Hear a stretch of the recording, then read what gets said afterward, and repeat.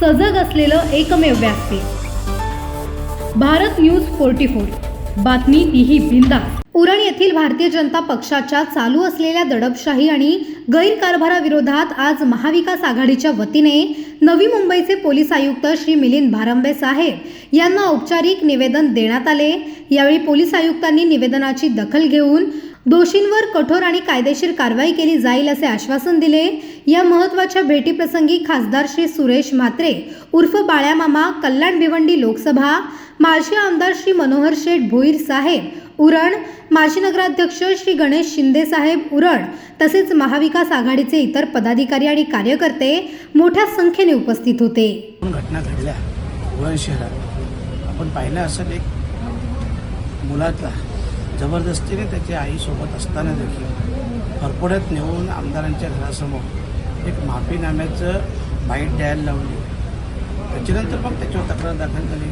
दुसरे काहीतरी यात्रेनिमित्त काहीतरी वाद झाला होता, तिथं देखील पोलीस स्टेशनच्या आवारातच त्या लोकांना मारहाण झाली। या दोन्ही घटनांची योग्य प्रकारे चौकशी व्हावी आणि जे गुन्हेगार असतील, आम्ही असं नाही सांगत का आमची लोक गुन्हेगार नाही असतील तर नक्की, परंतु या दोन्ही घटना ज्या आहेत ना याच्यात समक्ष जी काय पार्श्वभूमी आहे आपण सगळ्यांनी बघितली असेल, तरीसुद्धा एक NC गुन्हा दाखल झाला आणि त्याच्यामुळं पोलीस आयुक्त साहेबांनी आता पुन्हा एकदा सिनियर साहेबांना सांगितलं आहे, DCP साहेबांना देखील सांगितलं आहे आणि भावनाताई असतील, आमचे मनोहर भोईर साहेब असतील, हे आता तिकडे चालले आहेत पोलीस स्टेशनला आणि पुन्हा त्या गुन्ह्याविषयी सगळे CCTV फुटेज चेक करून आणि तशा प्रकारचा गुन्हा दाखल म्हणजे जी सत्यता आहे तो गुन्हा दाखल व्हायलाच पाहिजे। जी सत्यता आहे जे आपण बघितलं असेल गुन्हा दाखल व्हायला पाहिजे ना। आज त्यांच्या आईला मारहाण झाली, कारण मी बघितलं नाही, पण ती शिवीगाळी झाली। हे राजकीय शिवीगाळी करणं हा काय सर्वसामान्य विषय आहे? सांगा ना बरं। त्यांना फरफड्यात नेऊन मी आयुक्त साहेबांनी सांगितलं की त्यांना फरफड्यात नेऊन एखाद्या व्यक्तीचा एवढा मोठा अपमान करणे आणि ह्या अपमानातून अशा अनेक घटना घडल्या की त्या व्यक्तीने आत्महत्यासुद्धा केलेली आहे। तर हे असं प्रकार घडत असेल तर जबाबदार आणि म्हणून आत्ताच त्यांच्यावर कठोरातली कठोर कारवाई व्हायला पाहिजे। आता जी कारवाई होत नसेल ना, दिरंगाई त्याच्यामुळेच होत असेल। स्थानिक आमदारांचा आपण नंतर समाचार घेऊ। सध्या विषय आता पोलीस स्टेशनला काय गुन्हा दाखल होते काय नाही ते बघूया आपण, नंतर काय बोलायचं तुम्ही बोला। अजिबात नाही।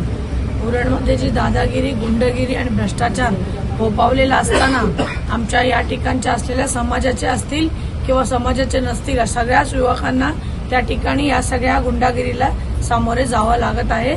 माझ्या माता भगिनी सेफ नाही आहेत, अशा पद्धतीचं वातावरण उरणमध्ये आहे। सगळ्या असंतोष उरणमध्ये पसरलेला आहे, दबाव आहे। तुझ्या जुन्या केसेस काढू वगैरे वगैरे असं म्हणण्यात येतं।